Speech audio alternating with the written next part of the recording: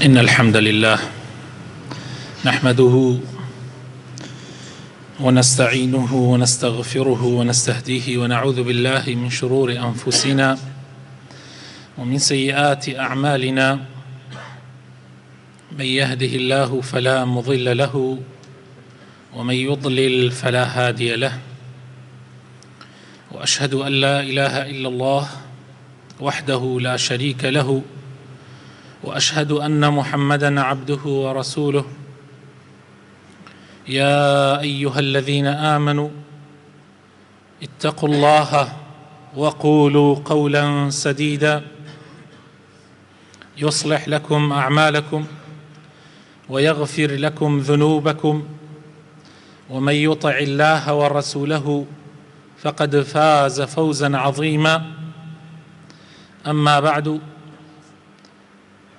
بەڕاستی باشترین کەلامی خوای پەروەردگارە کە لە قورئانی پیرۆزە ئەیفەرمێ و پەیامە بۆ هەموو مرۆڤایەتی تاوەکو ژیانیانی لەسەر دامەزرێنن بە جوانترین شێوە، و باشترین ڕێبازی پێغەمبەرە صلی الله عليه وسلم کە جێبەجێکەری قورئانە و هەر لادانێکیش لە ڕێبازی پێغەمبەر صلی الله عليه وسلم سەرگەردانیە. خۆشەویستەکانم، نەکبەتیە، بەدبەختیە، چونکە لادانە لە ڕێبازی خوا. ئەبێتە مای ئەوەی کە دنیا تێک بچێ لەو کەسانەی کە لا ئەدەن و دنیای خەڵکیش تێک بدەن و قیامەتیشیان سەرنجامەکەی ئاگری جەهەنەمە. خوا پەنامەمدا. بەڕێزان، لە هەفتەی پێشووە باسی فەرمایشتێکی پێغەمبەرمان کرد. وتمان ڕەسوول الله ئەفەرمێ صلی الله عليه وسلم لە حەدیثێکی زۆر گرنگە باسی گرنگی حەدیثەکەمان لە هەفتەی پێشووە کرد کە وتمان زانایانمان فەرموویانە ئیسلام لەسەر سێ حەدیث وەکو بنەمادا ئەمەزرێ. یەکێکیان ئەم حەدیثەیە کە ئیمامی عومەری کوڕی خەتابە گێڕێتەوە، خوای لێ ڕازی بێ، فەرمێ پێغەمبەر صلی الله عليه وسلم فەرمووی إنما الأعمال بالنيات وإنما لكل امرئ ما نوى فمن كانت هجرته إلى الله ورسوله فهجرته إلى الله ورسوله، ومن كانت هجرته إلى دنيا يصيبها أو امرأة ينكحها فهجرته إلى ما هاجر إليه. إمامي بخاري وإمامي مسلم أم حديثا جرنوا هفتي بيشو هندي آماجمان بەبەشی یەکەمی حەدیثەکە کرد کە پێغەمبەر فەرمێ صلی الله عليه وسلم کردەوەکان هەمووی بە نیەتە، هەر کەسێ بە پێی نیەتی خۆی پاداشت ئەدرێتەوە.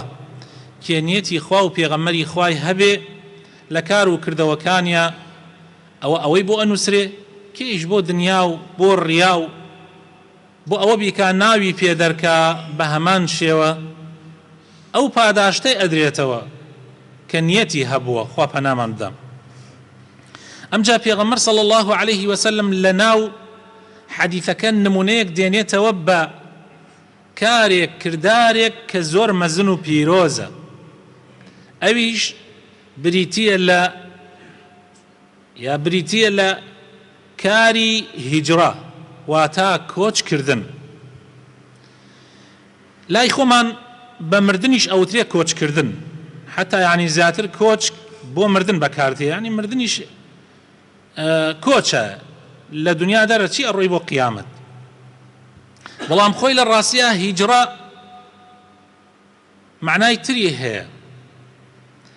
لە زمانی عەرەبیە بە معنای ئەوە دێ کە ئینسان لە کەسێکی تر جیا ئەبێتەوە، کۆچی ئەکا بە لاشەی یا بە زمانی یا بە دڵی.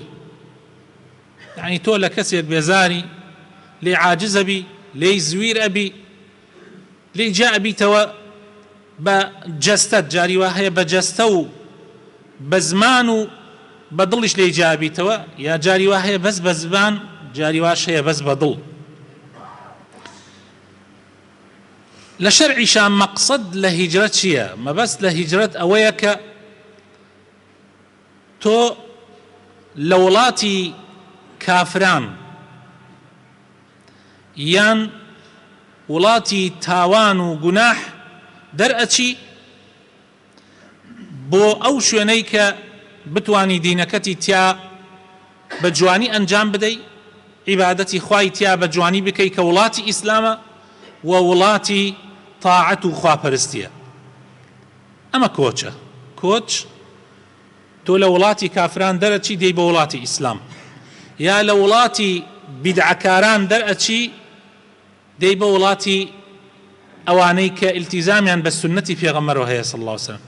یان وڵات يعني مەقسەدمان دەوڵەت نییە، يعني کە ئێستا مەسامە عێراق و ئەمە ئێران، يعني وڵات مەبەستمان ئەو شوێنەیە کە مەسەن کوفری تیازاڵە دەرەچێتی بە وڵاتێک کە ئیسلامی تیازاڵە، یا دیندارێتی تیازاڵە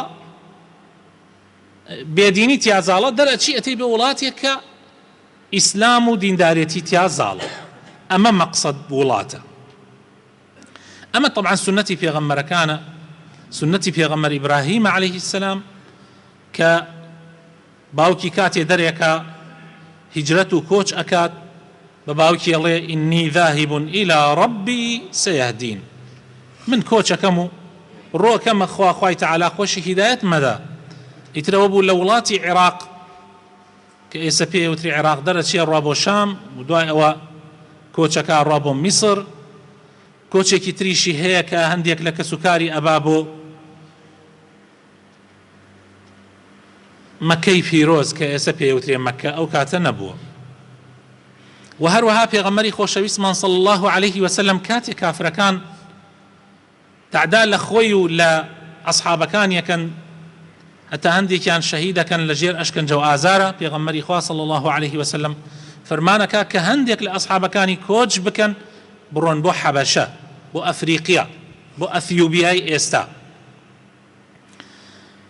هەروەها پاش ماوەیەکی تریش خوای تەعالا ئیزنی پێغەمبەر و ئەصحابەکانیدا کەوا کۆچ بکەن بڕۆن بۆ مەدینە کە لەوێ خەڵکی مەدینە باوشیان بۆ گرتنەوە و داڵدەیان دان کە پێغەمبەر و یارانی لەوێ بتوانن دیندارێتی بکەن و دینەکەی خوا بڵاوکەنەوە. و ئەو هیجرەت و کۆچەی پێغەمبەر صلی الله عليه وسلم لە مەکەوە بۆ مەدینە بوو بە گەورەترین ڕوودا و لە مێژووە کە تاریخی ئیسلام لەسەر ئەو مێژووە دامەزرا کە پێوترێت تاریخی کۆچی، مێژووی کۆچی، تاریخی هیجری. ئەوە هیجرەتی پێغەمبەر بوو صلی الله عليه وسلم. طبعا ئەو هیجرەتە واجب بوو لەسەر مسلمانان پاش ئەوەی کە پێغەمبەر صلی الله عليه وسلم کۆچی کرد چوو بۆ مەدینە، واجب بوو لەسەر هەرچی مسلمان هەیە لە هەر شوێنێکا کە ئیسلام ئەبێ بە ئیسلام، ئەبێ بە مسلمان کۆچ بکا بچێ بۆ لای پێغەمبەری خوا صلی الله عليه وسلم، مەگەر کەسێک تەواو مەجالی نەبوو بێت دەرچێت. لەبەر چی؟ لەبەرەوەی پشتی پێغەمبەر قایم کا، پشتی یارانی پێغەمبەر قایم کا و جێگایەک هەبێ کە مسلمانان تایە بتوانن ئیسلام جێبەجێ بکەن. ئەو هیجرەتە واجب بوو 8 ساڵ.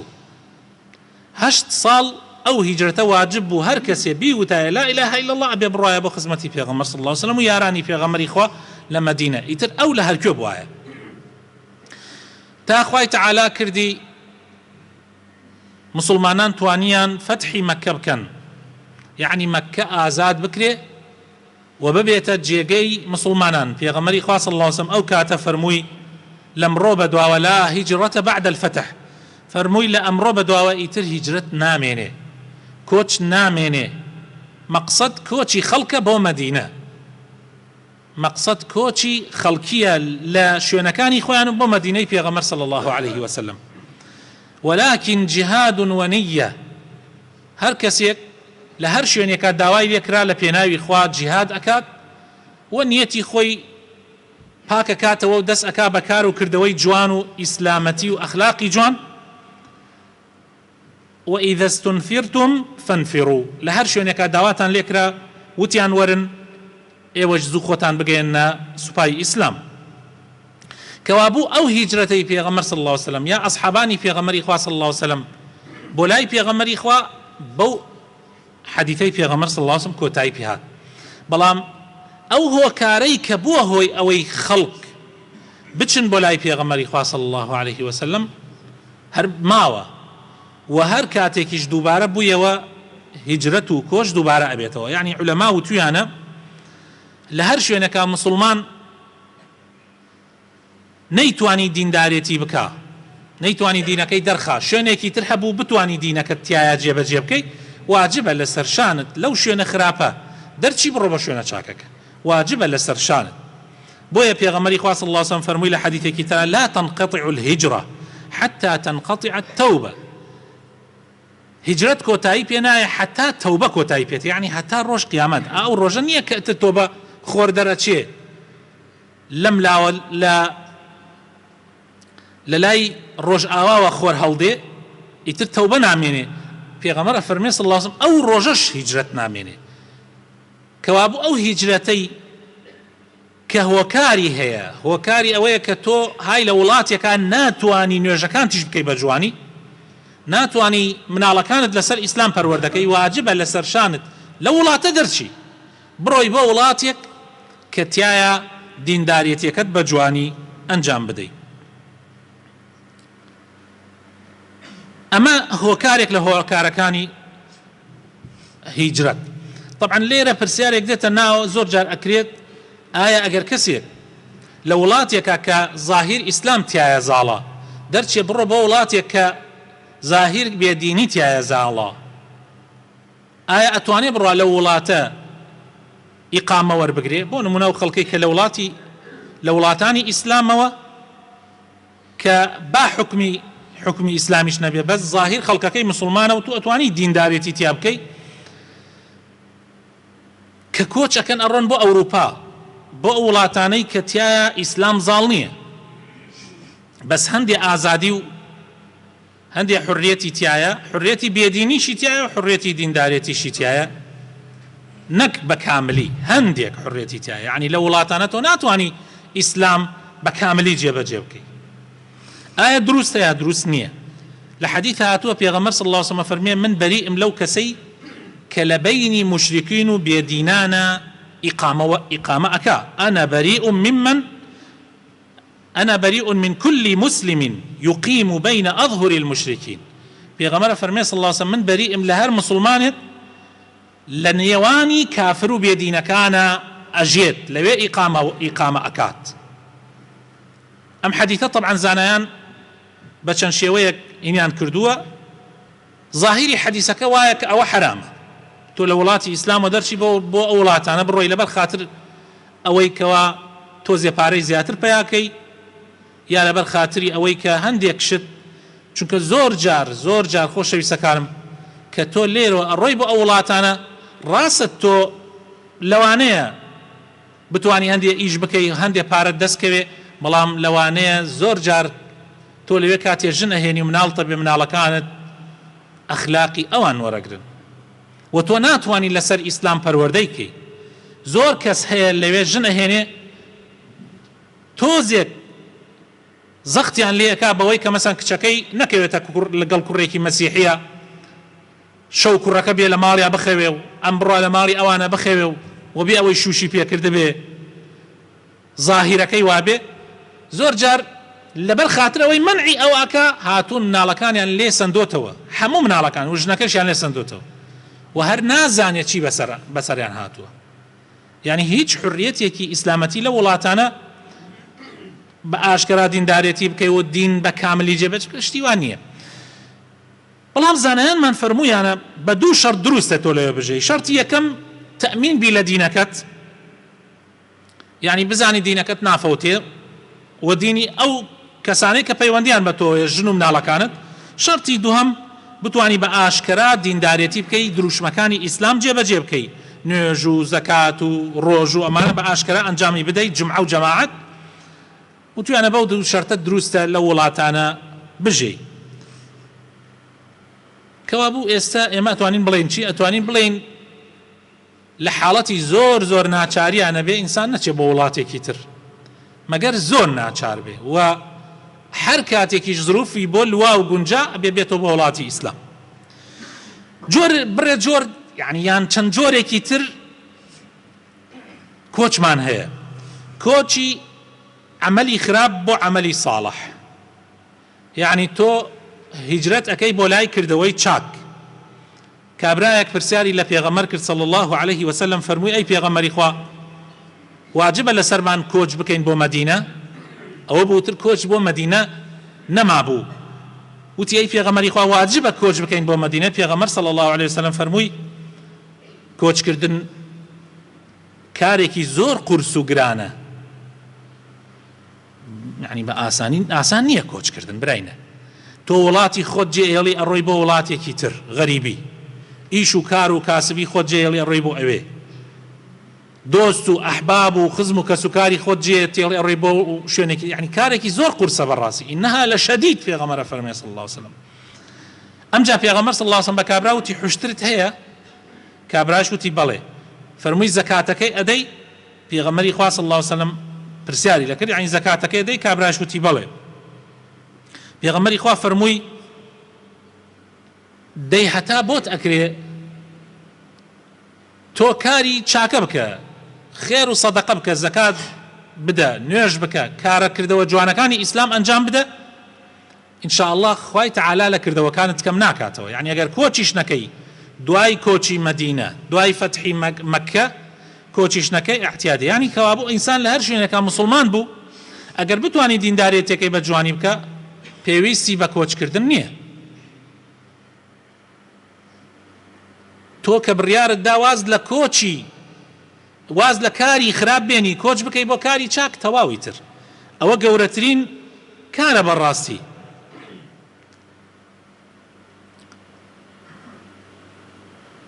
لە حەدیث هاتووە پێغەمبەر صلی الله عليه وسلم فەرمووی المسلم من سلم المسلمون من لسانه ويده. طبعا ام حديثك صحيحة لبخاري هاتوا.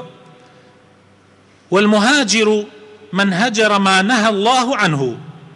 فرموي مسلمان كيا او كسيك مسلمانان باريزراو ابن لزماني لدستي. اي مهاجر كيا کۆچکەر کێیە؟ کۆچکەر ئەو کەسەیە کە کۆچی ئەوە ئەکا کە خوا قەدەغەی لێ کردووە. هەرچی خوا قەدەغەی لێ کردبێ تۆ کۆچیەکەی ئەڕۆی بۆ ئەو شتەی کە خوا ئەمری پێ کردووە. لە ڕیوایەتێکی تری ئیبن حیبانە بۆ ئەم حەدیسە ئەفەرمێ المهاجر من هەجر السەیئات. فەرمووی مهاجر ئەوەیە کە واز لە کارە خراپەکان بێنێ. لە فەرمایشی ترا پێغەمبەر صلی الله عليه وسلم ئەفەرمێ ئایا پێتان نەڵێم مسلمان کێیە، ئیماندار کێیە، مهاجر کێیە، مجاهید کێیە؟ چوار شت. پێتان نەڵێم مسلمان کێیە، باوەڕدار کێیە، مهاجر کۆچکەر کێیە و مجاهید. چوار کاری زۆر زۆر گەورە و پیرۆز. حەزەکەم ئەم حەدیثە ئەمڕۆ یعنی وەکو بڵێ لەبیرتان نەچێتەوە. ئەم حەدیثە پیرۆزە پێغەمبەر صلی الله عليه وسلم پێتان ئەفەرمێ پێتان نەڵێم مسلمانی ڕاستەقینە کێیە، باوەڕداری ڕاستەقینە کێیە، مهاجری کۆچکەری ڕاستەقینە کێیە، مجاهید و تێکۆشەری ڕاستەقینە کێیە؟ وتیان بەڵێ پێغەمبەری خوا. فەرمووی مسلمانی ڕاستەقینە ئەوەیە مسلمانان لە زمانی و لە دەستی پارێزراو بن، یعنی غیبەتی کەس مەکە، وعدی درۆ مەکە، درۆزن مەبە، بوختیان بۆ کەس هەڵمەبەستە. ئەمە لە زمانی پارێزراو بن. ئێمە زۆربەمان خەڵک لە زمانمان پارێزراو نییە. زۆربەمان من تەحەداکەم زۆربەی ئەهلی ئیسلامی ئێستا کە خۆیان بە مسلمانە زانن بە کەیفی خۆیان غیبەتەکەن، درۆکەن، بوختیانەکەن، هەموو قسەیەکی خراپەکەن. دوای ئەوە فەرمووی وە لە دەستیشی پارێزراو بن. دەستی یعنی چی؟ یعنی لە کەس نەدا، تەوقیعی درۆ نەکە، بەو دەستانەی، بەو پێیانەی، بەو ئەندامانەی لاشەی ئازاری مسلمانان نەدا. باوەڕداری ڕاستەقینە پێغەمبەر فەرمووی من ئەمینەه الناس على ئەموالهم وأنفسهم. حەزەکەی باوەڕدارێکی ڕاستەقینە بی دەیبا مسلمانان تەمین بن لە ماڵەکانیان و لە خۆشیان لە دەستی تۆ. یعنی چۆن؟ یعنی تۆ دراوسەیەکت هەیە تعدا لە ژنەکەی مەکە، سەیری ماڵی دراوسەکەت، کچی دراوسەکەت، کچی برا مسلمانەکەت بە چاوی خراپۆ مەیکە. مسلمانان پارێزراو بن خودیان و ماڵ و سامانیان. یعنی ماڵی خەڵکی بە نەحەق مەخۆ، سەروەت و سامانی خەڵکی بە نەحەق مەخۆ. ئەمە باوەڕداری ڕاستەقینەیە. بە هەر وەسیلەیەک ناحەق ئیتر خۆتان نەزانن زۆرە. یعنی مسلمانەیە مەسەلەن بۆ نمونە میراتی خوشکەکانی خۆ کاتێ باوکی ئەمرێ میراتەکانیان داگیرەکە و دێتیش بۆ مزگەوت بۆ جمعە و جەماعەت. مسلمان وا هەیە چاک ئەزانێ دراوسێکەی خزمەکەی تەنانەت برای دایکی باوکیەکەی تەنانەت کەسە نزیکەکانی تەعین ناکرێن لەبەر ئەوەی ئەم دووسێ مەعاش وەرەگرێ و خێریشی لێەکە. گوێم لە کابرایە بۆ ئەیوت من بۆیە ئەم پارانە وەرەگرم لە حزبەکەم ها لە ناو حزبێکە 3-4 مەعاش وەرەگرێ لە ناو حزبەکە. هەر کەسەکەی خۆشی تەعین نەکراوە مستحقی تەعینات شێت بۆیە وەرەگرم خێری پێ ئەیکەمە خێر ئەم خۆ خەڵەتاندنەکە. ئەڕوا دزیەکە دوای دزیەکە پارەی دزیەکە کا بە خێر خەڵکیەکەی ئاوا خۆیە خەڵەتێنێ. المهم لەوە زۆرە هەر کەسێ باوەڕداری ڕاستەقینە بێ ئەبێ مسلمانان پارێزراو بن لە خودی خۆیان و لە ماڵیشیان لە ئەو تەمین بن لێی. ها زەلامەیە ئەڵێ ماڵتی پێ بسپێرە سەر و سامانتی پێ بسپێرە. ها مسلمان هەیە لە گەڕێکێکە ئەڵێ وەڵڵاهی کچەکەم و مناڵەکانم بخەمە لای ساڵێ تەمینم.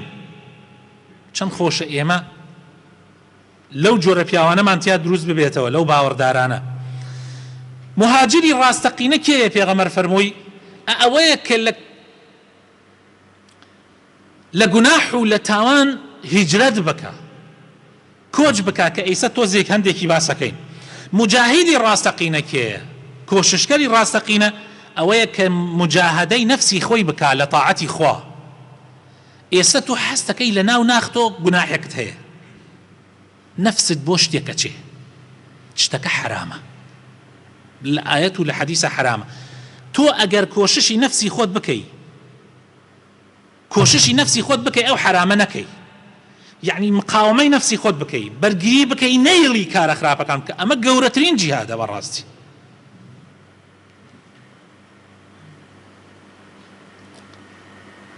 دوورکەوتنەوە لە کەس لە خەڵکانی خراپ ئەمیش خۆی بۆ خۆی هیجرەتە هیجرەتی ئەصحابی سوء. تۆ لە گوناح دوورکەوتی تۆ بەس لە گوناح باران دوور نەکەوی تۆ ئەدوەنەوە بۆ لای گوناحەکە. براینە خوا ئەمر بە پێغەمبەرەکە ئەفەرمێ وەصبر على ما يقولون وهجرهم هجرا جميلا. ئارام بگرە لەسەر قسەی ناحەزان و خراپەکاران و کۆچیان بکە کۆچ بە کۆچێکی جوان یعنی دووریان لێ بگرە.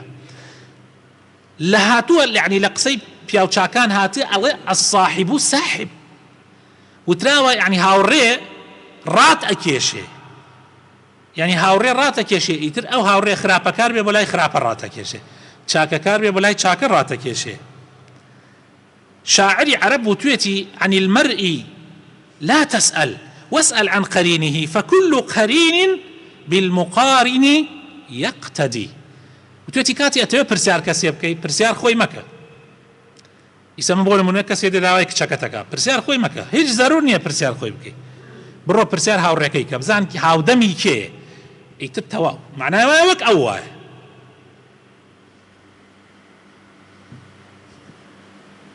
پێغەمبەری خوا صلی الله علیه و سلم فەرموویەتی ئینسان لەسەر دینی برادەرەکەیەتی جا ئاگاتان لێ بێ ئەبنە برادەری کێ. لەبەرەوە خۆشەویستەکانم ئەمەش زۆر گەورەیە تۆ هیجرەتی کەسانی خراپەکار بکەی. هیجرەتکردن بۆ لای عیبادەتی خوا لە کاتێکا کە فیتنە زۆر بێ. پێغەمبەری خوا صلی الله علیه و سلم فەرمووی العبادة في الهرج كهجرة إلي. کێ حەزەکە لە ئێمە هیجرەتکا بۆ لای پێغەمبەر صلی الله علیه و سلم ئەو خێرە گەورەی کە ئەسحابە گەورەکانی پێغەمبەر دەستیان کەوت لە هیجرەتە بۆ لای پێغەمبەر چوون ئێمەش دەستمان کەوێ کێ حەزەکە طبعا هەر هەمووتان ئەڵێن حەزەکەی باش پێغەمبەر صلی الله عليه وسلم فەرمێ لە کاتی هەرجا لە کاتی فیتنەیە لە کاتێکا کە سەر لە خەڵک تێک چووە لە کاتێکا کەس نازانێت دنیا بەرەو چکوێ ئەچێ لە کاتێکا لەبەر پارە کابرا دینەکەی ئەفرۆشێ لە کاتێکا کە شەهوەت هاتەتە ناو ماڵەکەت هاتەتە ناو مۆبایلەکەت هاتەتە ناو ژێر جێگاکەت لە کاتێکا کە عالەم سەری لێ تێک چووە حزب و حزبایەتی هەموو دنیای داگیر کردووە ئەگەر لەگەڵیان نەبی لە برسە ئەمری لە کاتێکا ناتوانی لە ماڵەکەی خۆتا بێژی من دیندارم و لە ماڵی خۆمە حەقم لە خەڵق نییە بە زۆر ملتەگرن و ئەدبن ئەتکەنە ناو بڕێک مەشاکلە لەو حاڵەتانە هەر کەسێ عیبادەتی خوا بکاو دوور بگرێت لە ئەو بەزم و بالۆرانە دوور بگرێت لەو فیتنە و فەسادانە وەک ئەوە هیجرەتی بۆ لای پێغەمبەر کردبێت صلی الله عليه وسلم لەبەر خاتری پارە لەبەر خاتری حزب لەبەر خاتری پلەپایە لەبەر خاتری ئەموو ئەو دینەکەی خۆی نەفرۆشێ و زۆر لە ماڵ دەرنەچێت سەر نەکاتە ئەم شوێنەکە ئەو شوێنەکە و قسەش کەم بکە پێغەمبەری خوا صلی الله عليه وسلم باسی فیتنەی کرد لە ئاخر زەمانە فیتنە هەموو ژیانی خەڵک داگیرەکە وتیان ئەی پێغەمبەری خوا ڕزگار بوون لەو زەمانە چییە یعنی ئەو زەمانە چی بکەین نەجاتمان بێ پێغەمبەر صلی الله عليه وسلم فەرمووی زوانت بگرە یعنی قسە زۆر مەکە بەملا بەولا هەر قسە بکەی یە قسە بکەی درۆت تووشە بێ لەوانەیە بەهۆی قسەتەوە بە زوانت ببڕن لەوانەیە کێشە ئەنواع و ئاشکالت توش ببێ و هیچ تیش نەکرد بێ قازان تیش بە کەس نەگەیاند بێ ئەمجا فەرمی ئەمسک عەلەیکە لیسانەک وەلیەسەعوکە بەیتوک هەوڵدە لە ناو ماڵەکەت کەم دەرچوو احتیاج نەبی دەرمەچۆ لە ماڵ مەگەر زۆر پێویست بێ وەبکی عەلا خەتیئەتیت بۆ گوناحی خۆت بگری یە خەڵک ئەمڕۆ براینە تێ بۆ گوناحی تۆ ئەگیری بەس بۆ گوناحی خۆی ناگیری باسی فڵانەکە ئەها کاک فڵان تو چی توش بوو چی توش بوو خۆشی لە ماڵۆ زۆر لەو خراوترە خۆشی زۆر لەو خراوترە بۆ تو ئەگری بەس بۆ خۆی ناگری ئەمە نەکبەتێکەیە جا ئەو کۆچکردنش زۆر گرنگە خۆشەویستەکانم پێغەمبەری خوا صلی الله علیه وسلم فەرمێ زەمانێ تێ ئەمەنە دیندارێتی قورسە بێ وەک ئەوە وایە ئەسکڵی ئاگر بخەیتە ناو دەست وەک ئەوە وایە ئەسکڵی ئاگر بخەیتە ناو دەست سیرکن برا بەڕێزەکان لەو ڕۆژە کردەوە پێغەمبەر فەرمێ صلی الله علیه وسلم لەو ڕۆژە هەر کەسێ لەسەر دیندارەتی بڕوا کردەوەی ئیسلامەتی بکە ئەجر و پاداشتی 50 کەسی هەیە ئەجر و پاداشتی 50 کەس سەحابەکان تیانەی پێغەمبەری خوا 50 کەس لە خۆیان یا لە ئێمە یعنی هەر کەسی ئەو ڕۆژە دیندار بێ لا نەدا ئەجر و پاداشتی 50 کەسی هەیە وتیانەی پێغەمبەری خوا ئەو 50 کەسە لە خۆیان یعنی لە 50 کەسەکەی ئەم زەمانە یا لە 50 کەسی ئێمە فەرمووی لە 50 کەسی ئێوە يعني ئەجر و پاداشتی 50 سەحابەی هەیە ئەسحابەکان دووبارەیان کردەوە وتیان نەوەک پێغەمبەری خوا باش تێ نەگەیشت بێ یعنی ئێمە ئەسحابەی پێغەمبەر صلی الله عليه وسلم حین لەگەڵ پێغەمبەرە هیجرەتمان کردەوە بەلای پێغەمبەر ماڵ و مناڵی خۆمانمان بەجێ هێڵاوە جیهاد و کۆششمان لە پێناوی خوا کردووە هەموو شتێکمان لە پێناوی خوا کردووە ئەو کەسانە ئەجر و پاداشتی 50 لە ئێمەیان هەیە وتیان ئەی پێغەمبەری خوا لە ئێمە فەرمووی بەڵێ لە ئێوە 4 جار دووبارەی کردەوە پێغەمبەر صلی الله عليه وسلم فەرمووی بەڵێ لە ئێوە ئەمڕۆ ئێوە هاوکارتان هەیە بەس ئەوان لەو زەمانە هاوکاریشیان نییە ئەمڕۆ ئێوەی ئەسحابە هاوکارتان هەیە هان لەگەڵ منە من هەم لەگەڵتانە پرسیارێکتانە بێ کێشەیەکتانە بێ ڕۆکەنە پێغەمبەر صلی الله عليه وسلم بەس ئەوان کاتێک کێشەیەکیان ئەبێ کەس نییە هاوکاریان بێ کەس نییە بەدەمیانەوە بێ جاری وا هەیە ڕۆکەنە مەلاکان شەریکە پرش و بڵاو بوونەتەوە ئەوەی ترە زیاتر سەریان لێ تێکەچی يعني ئەو زەمانە سەختە دیندارێتی تایە و دەستگردن بە دینەوە زۆر زەحمەتە داواکارم خوای تەعالی بخواتە ناوە جوانەکانی خۆی هیدایەتمەندە ڕەحمان پێ بکە لەونی ئیمان بخاتە دڵەکانمانەوە لە بەڵاو موسیبەت بە دوورمان بگرێ یا ڕەبی خوایە لەو کەسانە بین کە بەڕاستەقینەی ئەگەڕێنەوە بۆ لای دینەکەت بەڕاستەقینەی شوێنی پێغەمبەرەکەت ئەکەون یا ڕەبی خوایە شیفای نەخۆشەکانمان بدەی یا ڕەبی دەرد و بەڵای کۆرۆنا و هەموو بەڵاو پەتایەکی تر لەم وڵاتە بە دوور بگری یا ڕەبی لە کۆڵمانی کەیتەوە یا ڕەبی خوایە ئیسلاحی حاڵمان بکەی ڕەحم بە مردوەکانمان بکەی هیدایەتی گەنجەکانمان بدەی یا ڕەب العالەمین ماڵ و مناڵمان ساڵح کەی یا ئیلاهی کاربەدەستانمان ساڵحکە یا رب العالمین. خوایە بۆ خاتر ناوە جوانەکانی خۆت بارانی ڕەحمەتمان بەسەر بارێنی، بارانێک خێر و بەرەکەتی لەگەڵا بێت یا رب العالمین. ئامین ئامین.